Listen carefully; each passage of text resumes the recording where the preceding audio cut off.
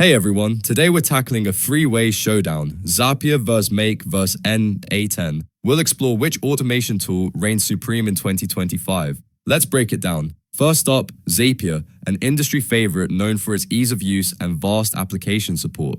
With over 5,000 app integrations, it simplifies building workflows, perfect for non-coders looking to automate with just a few clicks. However, keep in mind, as features expand, so do the costs, especially for larger teams or complex tasks.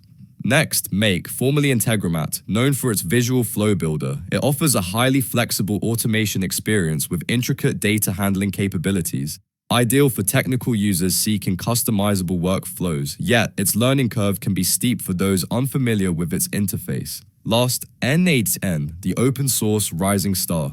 With its self-hosting option, you get total control over your data, suited for developers who love tweaking underlying code for custom setups. On the flip side, it requires hosting knowledge and may not be beginner-friendly. Let's check the chart. Zapier excels in app integrations and ease of use but can be pricey as needs grow. Make offers deep customization with a moderate difficulty level, ideal if you want intricate flows. n8n provides unmatched flexibility with its open source nature, appealing most to developers who don't shy from code. All three support webhooks, but Zapier leads in third-party app support. Privacy-conscious users might lean towards n8n, thanks to its self-hosting capability. In terms of affordable pricing, Make offers competitive rates for intricate needs. If you need extensive app integrations, then go with Zapier. If you prefer visual versatility, then Make is your best fit. It's a choice between comprehensive integration, detailed customization, or total flexibility. Let us know your pick in the comments below. Like, share, and subscribe for more sharp tech breakdowns.